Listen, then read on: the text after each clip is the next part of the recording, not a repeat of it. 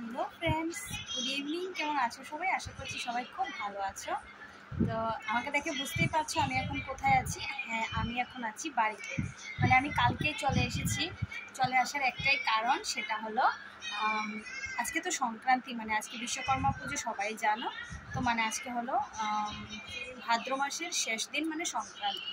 তো এই জন্য বাড়ির বউ নাকি বাড়ির বাইরে থাকতে নেই সংক্রান্তি দিন। তো এই জন্য আমি এসেছি বাড়িতে। যদিও আমি কালকে বা পরশু আবার চলে যাব। অ্যাকচুয়ালি আমার বিশেষ কিছু কাজ আছে আমার বাড়িতে, তো এই জন্য আমার যেতে হচ্ছে। মানে অনেকটাই কাজ আছে, এখন কিছু মানে বলার মতো কিছুই না, সবগুলি কাজই আমার করতে হচ্ছে।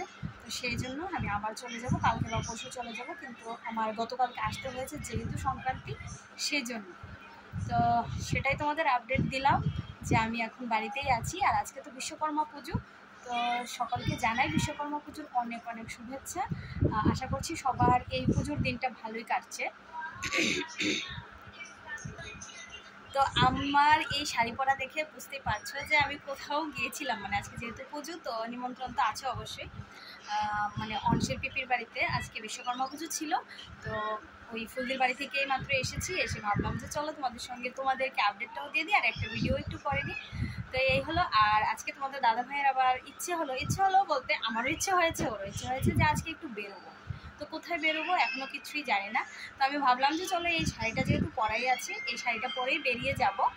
আর তো ও এখন একটু ঘুমোচ্ছে, ঘুম থেকে উঠুক, তারপর দেখা যাক যে সত্যিই কি কোথাও যাবে নাকি আমি শুধু সেজে না, মানে শাড়িটা পরে বসে আছি।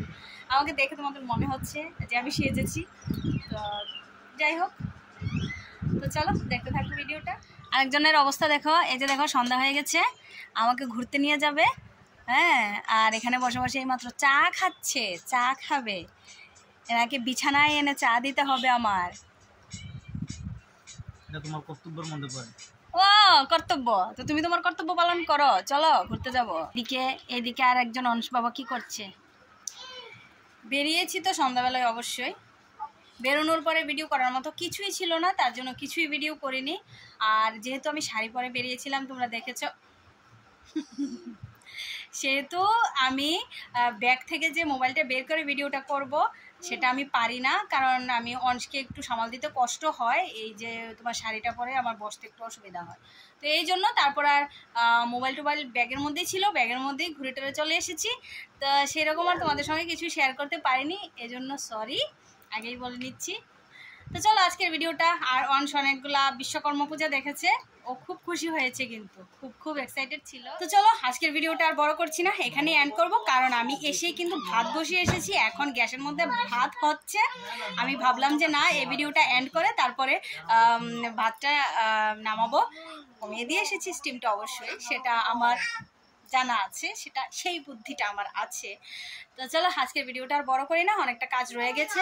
এখন 8:10 বাজে, আমার ভাত মনে হয় অনেকটা হয়ে গেছে, এখন যাই।